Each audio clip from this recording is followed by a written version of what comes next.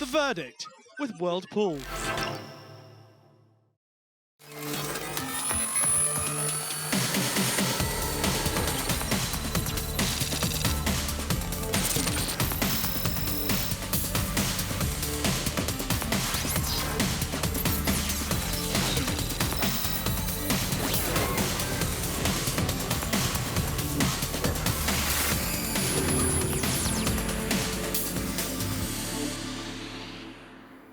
Hello everyone, welcome to The Verdict, the show where we have an analytical breakdown at some of the biggest races from the past week, and of course hot off the back of the Qatar Goodwood Festival. It would be folly of us not to take an in-depth look at some of the races you might have earmarked immediately yourselves at home, and a couple of other horses that may be in winning or maybe in losing that you might not have seen. I was going to need a little bit of help here with the captain being on holiday, sunning himself and getting a good couple of weeks rest.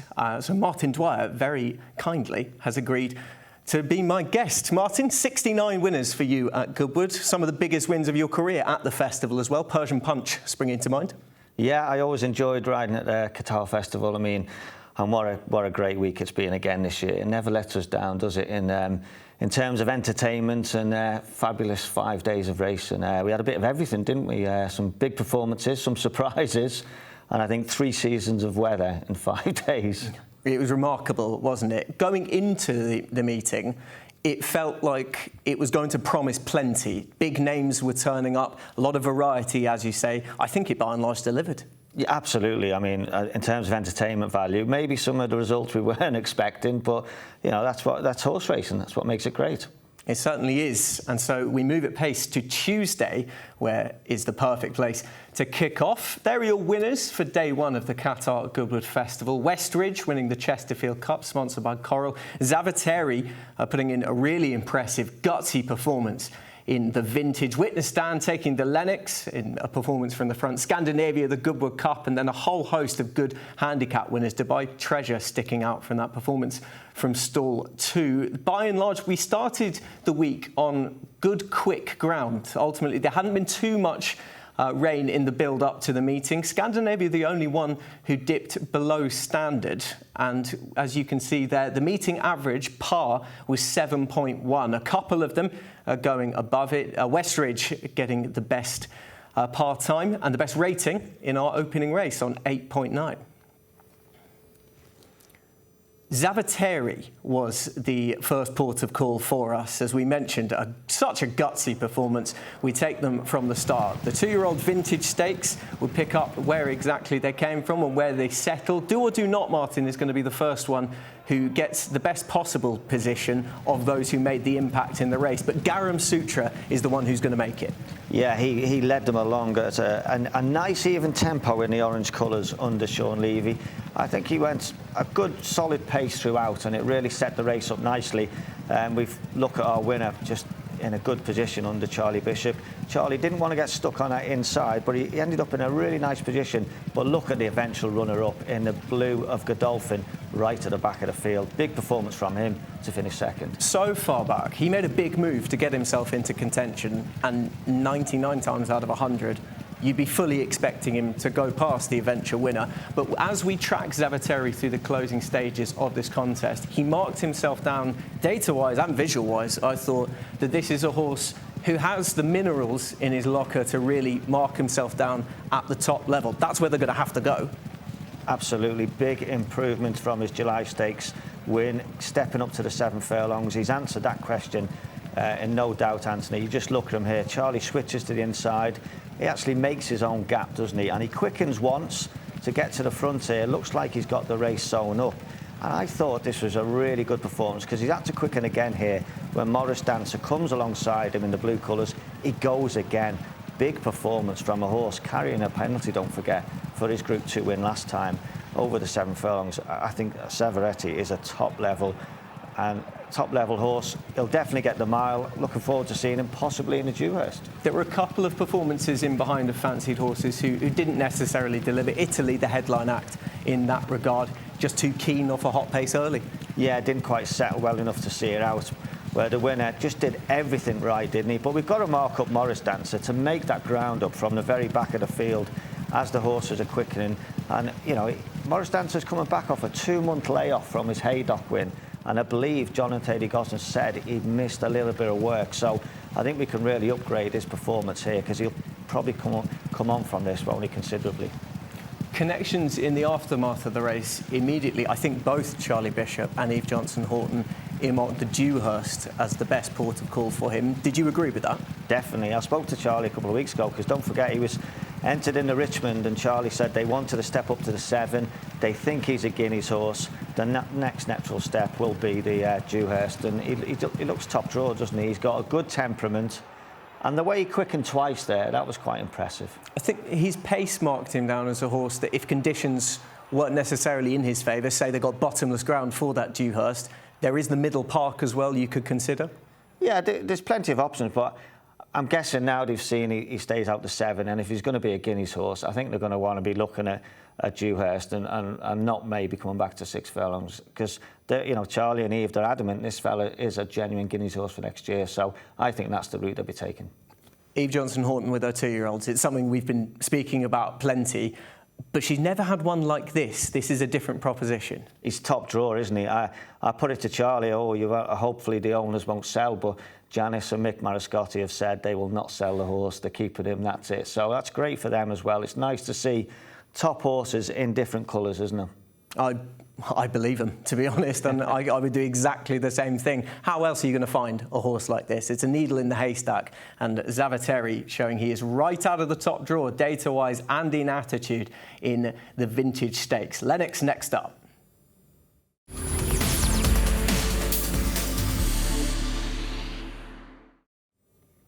So we saw the 2-year-olds in action in the 7-furlong Vintage. The 7-furlong Lennox was a particularly intriguing race once again. Last year, stolen from the front.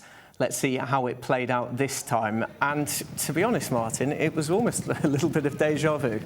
Yeah, well, this is another case of a draw being imperative over the 7 furlongs at Goodwood. Look at, on the outside, Lake Forest in the blue colours, coming out to stall 12.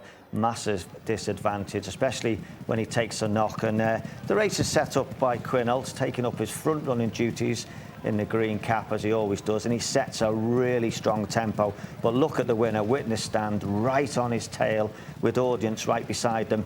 And from halfway, the gap gets bigger between those 3 and the rest of the field. And not for the first time this week, we see horses struggling to get back on terms after that gap is made even bigger once they turn in. We've compared and contrasted how Witness Stand went through the first 4 furlongs of the contest with Lake Forest. There's a massive gulf in their positioning. That's ultimately going to tell in the end. The first 3 finished in 3 of the first 4 positions, and Lake Forest really the outlier. Look at the finishing speed percentage, 103%, 0.04 par. His finishing speed percentage was 99.32. They went hard. He just was able to keep going.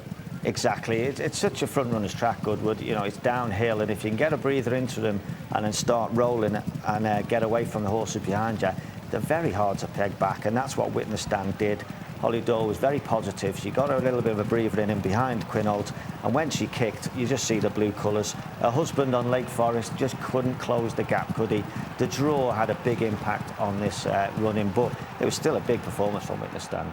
And I think a massive performance from Lake Forest, as we've both intimated. If you were connections of Lake Forest, you'd be frustrated, but you certainly wouldn't be disheartened. No, you couldn't be disheartened. He's run a fine race to make the ground up, and you know the fractions tell that. He's really tried hard, but stall 12 and getting a bump out of the stalls has just had a big impact on this race, and you know that's what can happen at Goodwood, and this won't be the first time we see this. Massive moment for Jamie Insole, taking over the flat operation of the Dr. Richard Newland, Jamie Insole training partnership. To get a Group 2 and group races alike, you need all the luck in the world. And while it didn't work out for Lake Forest, it certainly did for Connections of Witness Stand. Yeah, definitely. I mean, it was their first stakes winner. I mean, what a season they've had so far, both over jumps and flat. And yeah, this wasn't a fluke, Anthony. Witness Stand, they paid a lot of money for this horse. He had some good, solid form last year, and I think he'll continue to improve. I believe we're going to take him to France next time.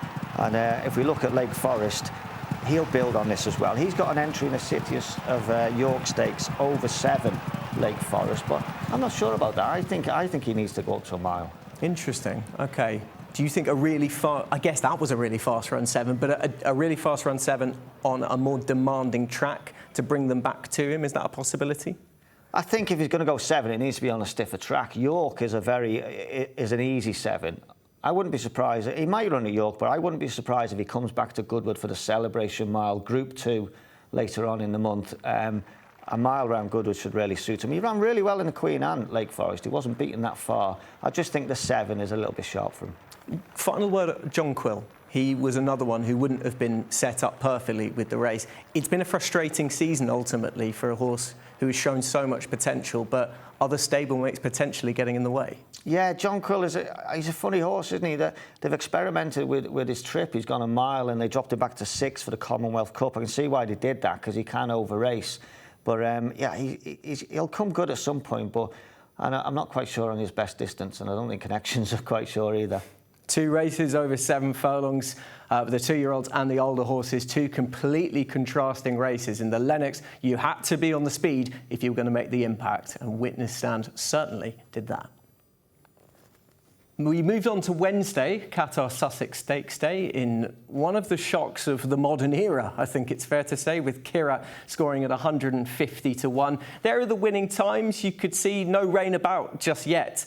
And ultimately, that was going to change in 24 hours' time. But some nice performances in behind, the likes of the Oak Tree being shared by a couple of Rafe Beckett inmates, Sakara Sands and Tabiti, the 3-year-old fillies, doing their elders over in the Oak Tree. Lady Iman marking herself down once again as a fantastic horse to follow, and potentially with sights on the Nunthorpe as well. A little bit later on, Spicy Marg could be in that category as well, taking the Alice Keppel.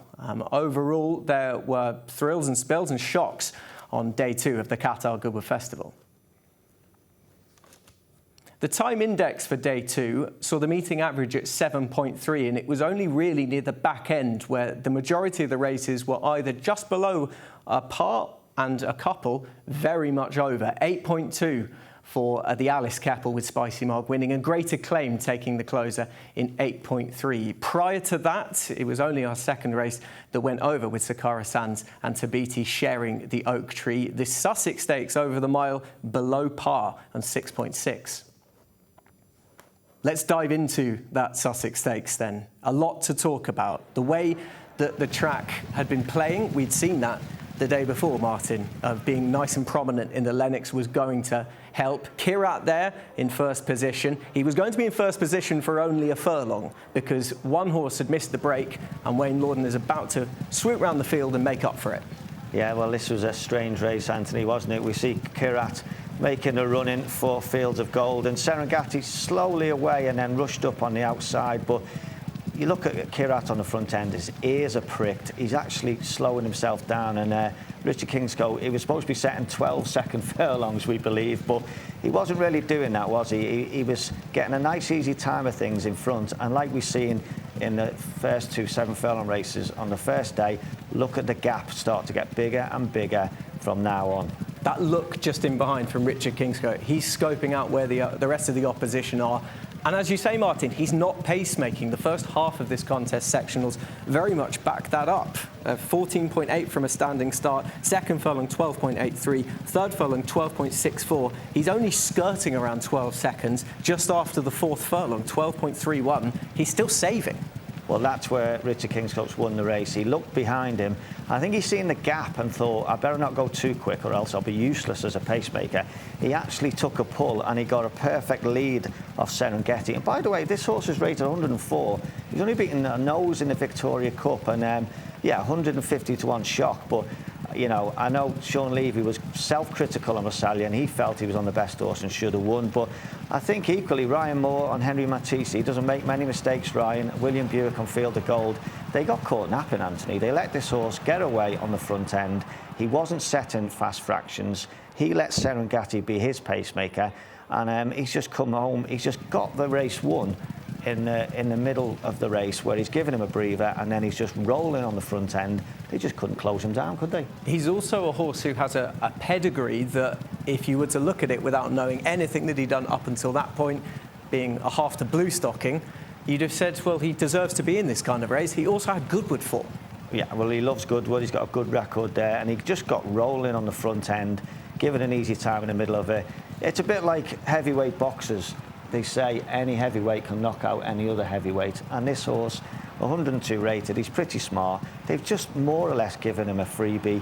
You know, you can see Sean Levy was the first to go after him, but it was just in vain, wasn't it? It was too little, too late. We've seen it so many times before. If you roll along on the front end at Goodwood, you can just get away, and you get that gap. You just can't make it up. So it was an interesting race to watch. It was. Sadly, we probably didn't get to see Field of Gold at his best, reported to be lame in the hours that followed that contest, actually Thursday morning. We hope to see him back on a racecourse. It would have been lovely to see him fighting fit and able to do himself justice. Yeah, exactly. Well, hopefully he'll be back. I mean, in a way, I did hear John Gosden the next day say he's not too bad, but he's sore, so that would explain a poor run. He never looked like winning, did he? I think he was one of the first beat. William looked after him, so he'll be back, and so will Rosalian, and so will Henry Matisse. But Richard Kingsgoat goes off to Hong Kong with a nice little Group 1 winner that he's up more or less stolen from the front. Absolutely, and that'll be quite the sweet plane journey, you would imagine, for Richard Kingsgoat. He wasn't the only jockey who'll be going to Hong Kong who signed off with a winner as well. That came on Thursday, which we'll cover in just a moment. 8 races on day 3 of the Qatar Goodwood Festival, and while there had been drizzly rain on Tuesday, it had been dry on day 2 on the Wednesday, that was all about to come crashing down, because while we started the meeting with Best Secret winning over 10 furlongs in handicap fashion and dipping under standard, 0.02 furlong per furlong, and Koppel, the aforementioned horse that gave David Probert a farewell Qatar Goodwood Festival winner, from Merchant onwards, well, actually, the closing stages of Koppel winning that Richmond Martin, things were about to come crashing down, which we will cover in just a second. It's actually impressive overall that the times were able to match up fairly favourably, albeit that Ed Arkle has since said in the aftermath and a day later that a snap decision to turn it to heavy was something that he would probably like back. More on that to come. Let's have a look at those time indexes for day 3 of the Qatar Goodwood Festival. You have to take those with a pinch of salt that have just come after the axis. 9.7 for the Nassau Stakes, albeit it's a time that compares fairly favourably, I should say, with the soft ground runnings in recent memory of the Nassau. The one that really stands out is Best Secret in the opener. 9.3 a time index, a meeting average of 8.6, but just a pinch of salt with the overall average. Let's have a look at him in action. There he is, breaking from his nice low stall. That's usually a great one, Martin. If you're on one who's going to go straight to the 4, he's not that type of horse. Yeah, stall 2 is a great stall to come out of in a 1.25 mile handicap, but it can be a coffin draw if you're not quick enough to take advantage. And Best Secret slowly into stride, as he was at Royal Ascot. James Doyle found himself at the very back of the field. I mean, he would have been delighted at this point when he looked up and seen there was plenty of pace on. They've gone pretty quick here. High Degree in the blue colours has gone to the front under Tom Marquand. He's had to set this horse alight to get across from stall 18. And we find the winner right at the back of the field. I thought this was a big performance. I think this fellow was a group horse in a handicap. I think he needed to be to win from where he was, albeit it was a quick tempo. They slow down here, don't they? They do. They slow down at this point and they all start to take stock and take in a bit of a breather. But perhaps crucially, the front runners are about to kick on just as they're coming down the hill, as you would expect, but far enough out to bring the closers into it. Yeah, it's really helped horses at the back of the field because they've started to press on the gas. You can see High Degree still in front here, but he's taken on quite early by Miguel and Cloud and Safi Osborne on the outside, and then the horse just looming up in Daiquiri Bay has taken them on, and it really has stretched them. But look how much ground Best Secret has got to make up in the red cap. James Doyle sensibly, look at the congestion on the inside. He moves to the outside of the pack and he's thinking here, I just want to get one nice clear run at them. And he's off the bridle here and having to be working hard to get him into top gear. And we can see the eventual second, Marber Gayeth in the blue. He kicks first under William Buick. He looks like he's got the race won. We see the Jim and Fitty Hay colours move up on Fort George. But look at the winner. Look at the stride on him, how much ground he covers. This is a group horse, Anthony. And it's, I think at the furlong pole, it's James Doyle's body language that suggests he thinks he's going to get William Buick on Mahaba Gayas. Look at him at the line. He's just pushing him out, and he's got a willing partner.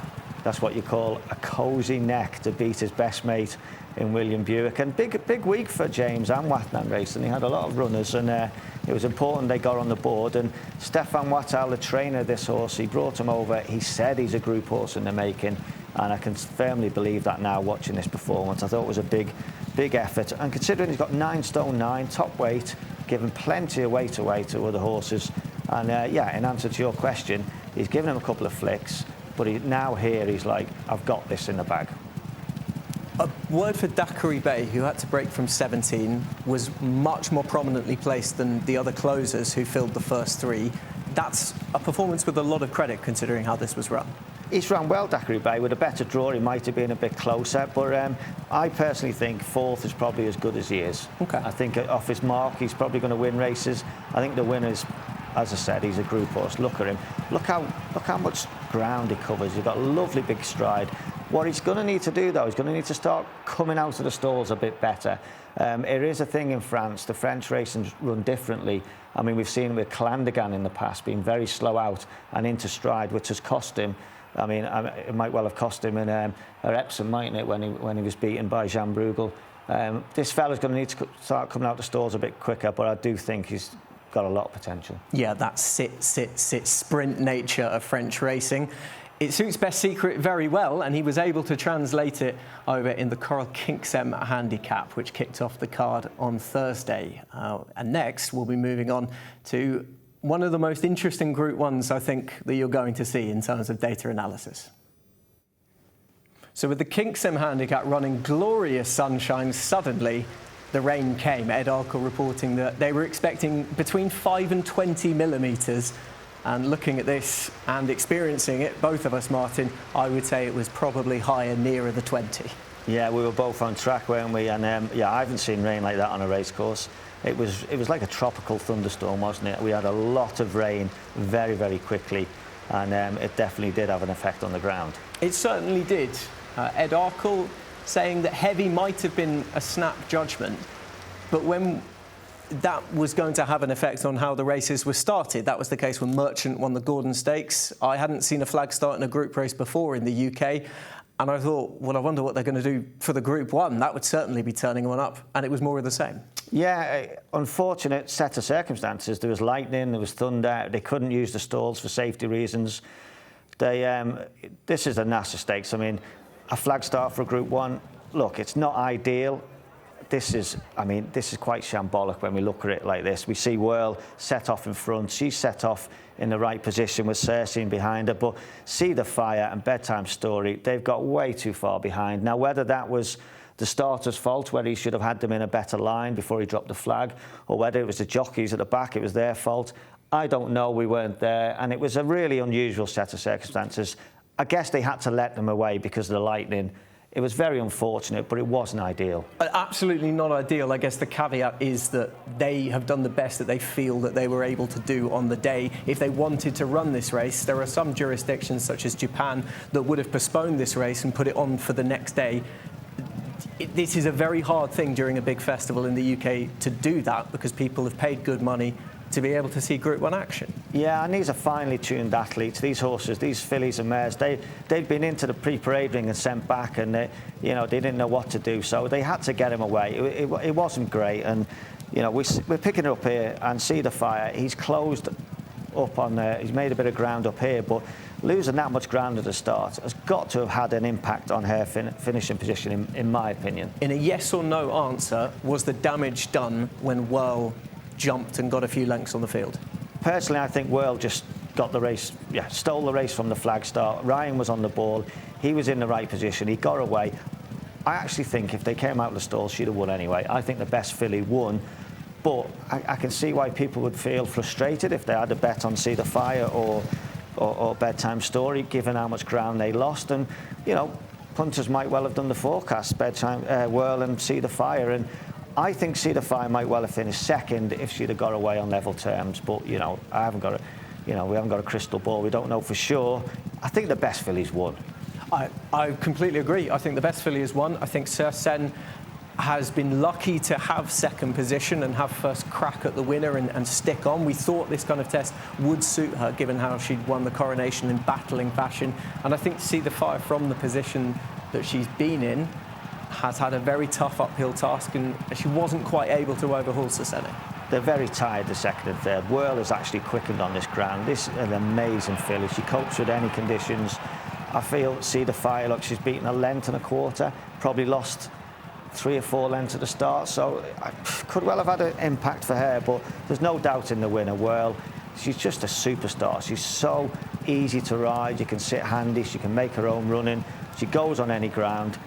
She's got to be a consideration for an Arc. Is she not the Arc favourite off the back of this? I think she is now, With the weight allowance that she'll get. With the weight allowance. Showing that she's able to handle, dig in the ground. There's no negatives for her. No negatives. And she's improving as the season's gone on. She's had a hard race here, but she's done it well. Look, she's quickened and put a bit of ground between herself and the rest. Cersei, I'm not sure whether she really sees out this distance on ground like this. I thought she got very tired towards the closing stages, and so did See the Fire, who I guess is probably, we're going to see her back at York, are we? I guess if she comes out of the race and the team are happy to let her take her chance, you'd think that would be a more favourable set of circumstances for her. At least breaking from the stalls, of course. Yeah, I mean, she's probably at her best on fast ground when she gets a good pace and she See the Fire, so I've no doubt she'll bounce back from that. But the winner, she was mightily impressive. And you pair that with the fact that she hasn't shown her true potential over 1.5 miles yet. Crazy to say, when she was second to her stablemate Minnie Hawk in the Oaks, but that was a demanding 1.5 miles, one of the most demanding 1.5 miles you're going to find in world racing. And she was out there to be shot at. Minnie Hawk gunned her down. I'm not certain that she would do this time.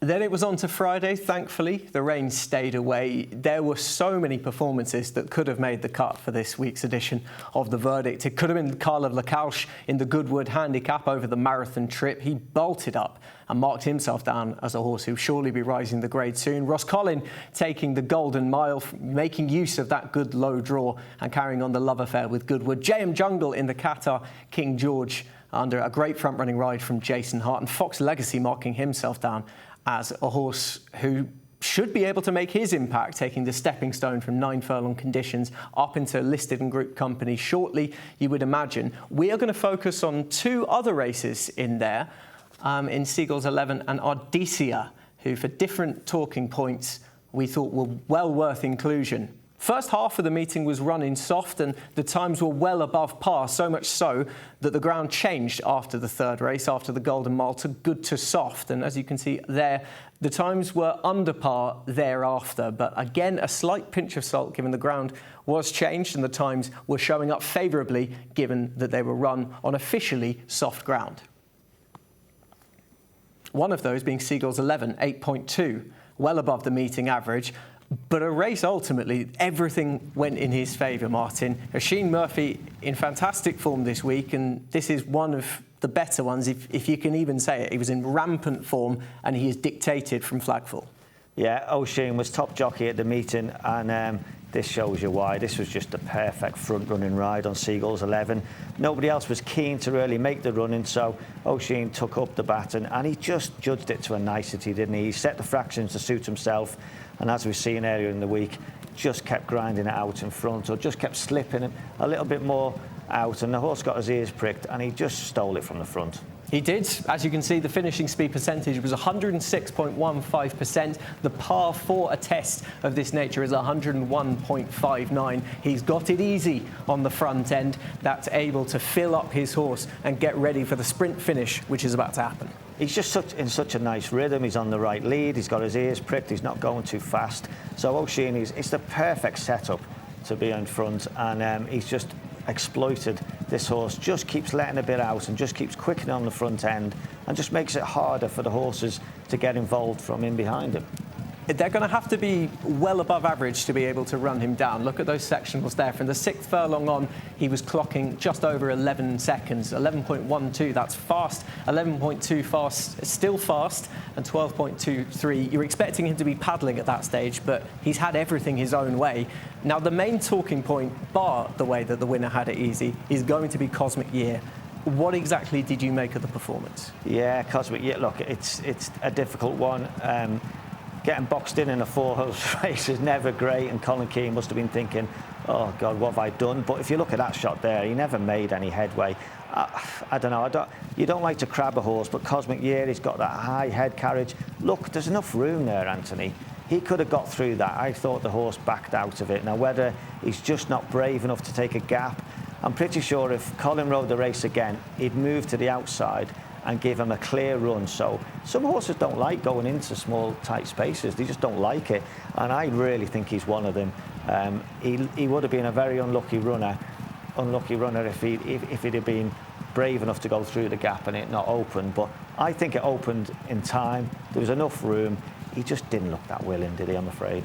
And if you couple that with his effort in the Prix-Jean Prat, where 2 out in the 7 furlong Group 1 over in France, he looks the winner. He's travelling all over them, and he's the first one you'd identify as having the best chance. He drops away so tamely. I feel the jury's out on him at this stage. He's going to now need to convince us that he really wants to do this. Yeah, he's a frustrating horse, definitely. He's got ability, there's no doubt about it. He's a strong traveller, but I think you'd be thinking twice when he runs next time whether you want to be having a bet on him or not. I think Colin would have learned a lot from that. He probably will never put him in through a gap like that again. He'll always move to the outside and give him some room to manoeuvre, and maybe that will bring out more in him. But yeah, he's definitely a horse to treat with caution. So from a horse who won that absolutely on his merits in Seagulls 11, given an easy time of things in front, we are about to move to a horse who didn't get the rub of the green and whose best days could be still to come.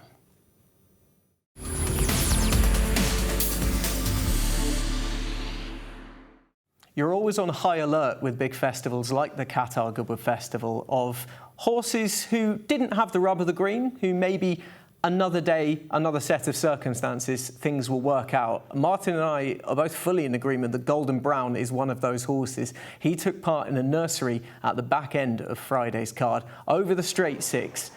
He is in stall 2. Ardicio, the winner, in 1. Shaman Champion running a fine race from the back, but getting clear daylight down the wide outside. Old is Gold is going to show good gate speed after a slow beginning and take them along over to the far side. And coupled with a slow start from Golden Brown, Martin, that's ultimately going to snooker his chance. Yeah, it's the white cap we need to pick up in mid-division. It's the Kennet Valley colours. Kieran Schumacher in the saddle. He actually moves to the right as we look at it, but then the race unfolds on that far side. James Doyle takes them over in the Wathnan colours on Old is Gold, over to that inside because they've moved the railing. It's fresh ground. As soon as this happens, you've got to focus on the white cap in behind the leaders, absolutely going well. Golden Brown, just no room at the inn, and he just has to wait and be patient, and it just doesn't quite open up enough for him. Look at where the winner is, Ardicio. He's right in front of him. Golden Brown, who's just behind.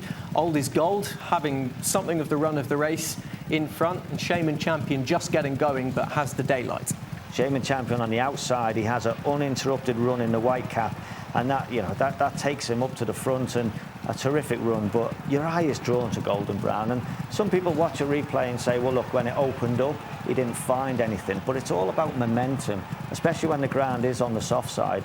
And Kieran had to sit too long, and he couldn't get any momentum up. So when the gap did come, he couldn't quite accelerate into it, whereby if he'd have got a smoother run like the winner, who just came off from in behind the runners, and the second horse on the outside, I think he would just about have won Golden Brown. If he remains on a mark of 78, he definitely will be of interest next time. And we're dealing with a horse who, this is a grizzled handicapper who's taking in a Stewards Cup like Heritage Handicap. This is a horse still in the infancy of his career, and you're asking him to close into better position and better experienced horses in the case of Ardicio. Exactly, only his full start, and you just see here now, it just opens up too late, and my point is it's all about momentum, and he just couldn't quite get himself going. Pretty much a hands and heels ride from Kieran Schumacher. He realises he can't win. This horse has got a lot more to come. He definitely went into my tracker. we sometimes look at these nurseries and other races that kind of adorn the festival around them and think, well, he's at a big festival, so it must be a good race. Did you get the gut feeling that that was a good race, that plenty of winners are going to come from? I definitely, yeah. I think there was a lot of talent on offer there, a lot of unexposed 2-year-olds, and yeah, there'll be plenty of winners come out of that for sure. Golden Brown? Well, hopefully he'll get his gold at some point. Unfortunately, it didn't work out on the Friday of the Qatar Goodwood Festival, but he should get the rub of the green in due course. For the second consecutive day of the Qatar Goodwood Festival, there wasn't any rain about, and the ground was quickening all the way through the meeting. It started off with Al-Azi taking the Group 3 Glorious Stakes in a relatively good time, Sam Hawkins marking himself down as a potential stayer to follow. And later on in the card, at the midpoint, we were going to see the Stewards Cup. Always a fantastic spectacle to have a look at, seeing those horses rise the ground from the 6 furlong part to the 5 furlong hill. And then it's downhill all the way. You're expecting it to be rapid. It certainly was. It was only marginally above standard and 110.14, only 0.02 furlong per furlong, as you would expect, the quickest race of the afternoon. How did it match up on the time index? Well, the time index was par, 7.4, and it rated very favourably, 9.3 at the top, clear of the rest of them. There are 2 7-furlong races, handicap, and the maiden fillies certainly showing up well as well, an 8.1 and 8.5. So much so that the ground was good by the closing race, the 9-furlong handicap, which didn't rate as well, the race won by Gladius, justifying favouritism. One of the reasons it might have rated particularly well, Martin, was the fact that stand-side speed ruled supreme once again. You always fancy that that's going to be the case, but you need the pace in the race to make it. Well, Get It was certainly going to make it. Look at these times. Yeah, Get It. I mean, look at those fractions for the first 3 furlongs, 13.62, 10.49 and 10.5 on. That was rapid for ground like this. I think the ground was a lot better on this stands rail. I mean, that first half mile has not been touched, and it was fresh ground. And Get It, it was almost like Pat Cosgrove thought he'd left the gas on. He literally legged it, and it just set it up. It just meant that the stand side were always in front. It's always hard to judge on the camera angle, but it just means it's just a perfect setup for horses on the stands rail who are just behind the pace, not getting involved in the early fractions, and that's exactly what Two Tribes did. And he's slowing down at the finish, as you can see on the finishing speed percentage, 97.20. Yes, it's a heritage handicap. Yes, it's one of the big sprint races of the calendar year and one of the big betting races. But that's quick even for a race of this nature. Yeah, it was a big performance, wasn't it? And considering he only won the Saturday before at Ascot over 7 off a mark of 90. He's won this off 95 and made light work of it. You've got to be thinking he'll be stepping up into Pat & Company. Big training performance from Richard Spencer. He had a run boy run on the other side. He finished 4th, and Twilight Calls finished 5th. But you just look here, it's just an armchair ride for David Egan, always travelling like he did last week. And I wonder whether the fact that he does stay 7 has really helped him here as well, because, you know, the stamina's got to have kicked in late on in this race. You said they were slowing down the last furlong, but he's not stopping, is he?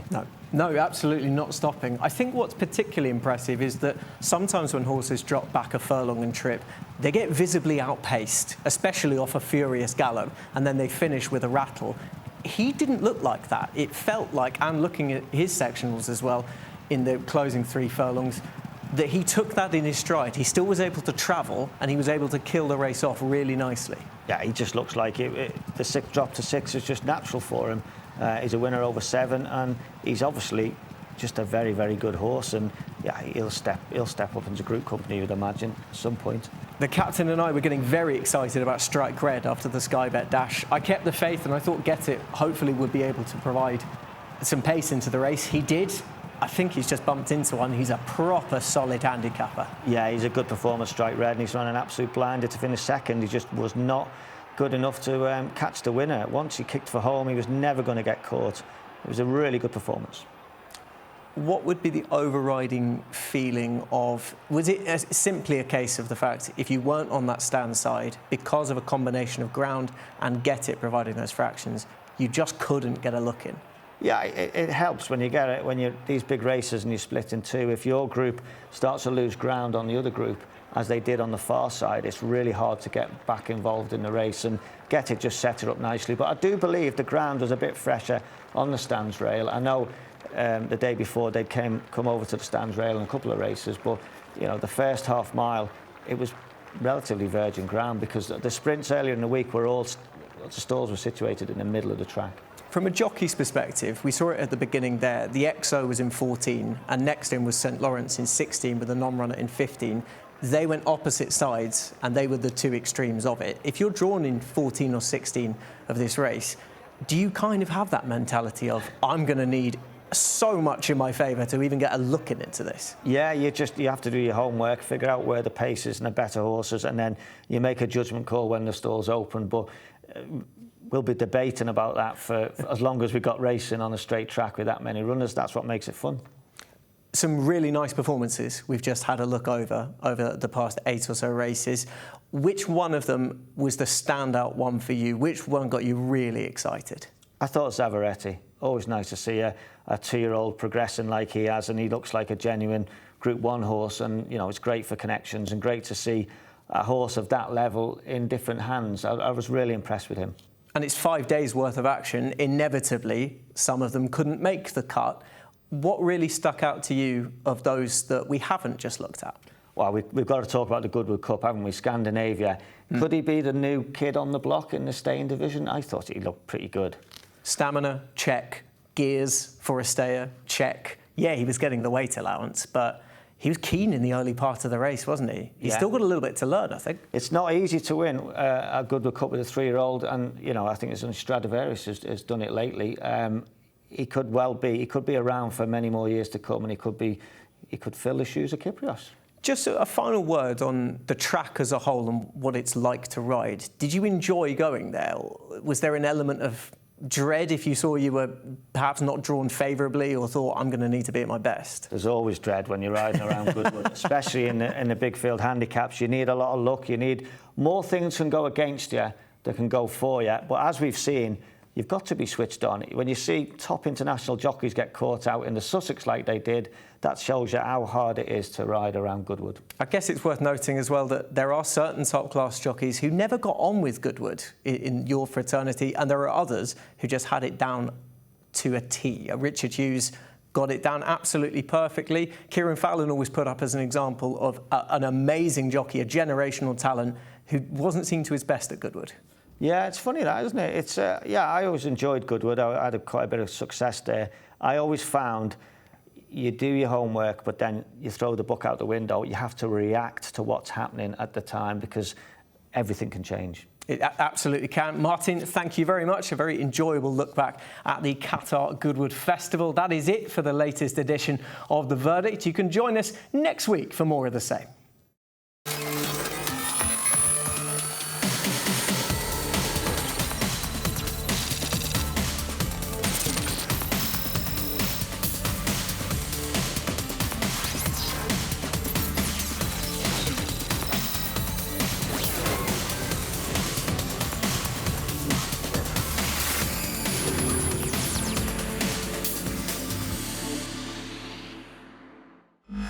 The Verdict with World Pools.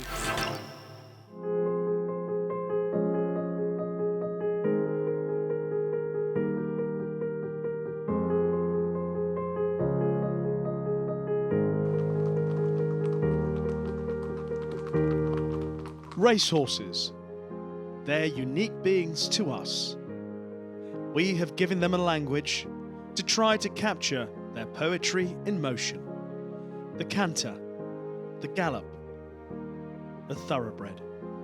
Because in their being there is a sensation, a soaring joy, a freedom. As all four hooves leave the ground, a freedom that's shared, a feeling that's shared. A feeling of peace and focus against the noise, of clarity amidst the fog, of ease amongst the crowd. A feeling of youth you've not had in years, of feeding them carrots for the first time. The moment of believing for the first time, of being soothed by their presence and healed with their touch. The feeling of going faster than you've ever dreamed and winning in more ways than one. of sharing every moment with a friend, and knowing you'll get to do it all again tomorrow. Racehorses have given us the freedom to feel more. How could they make you feel?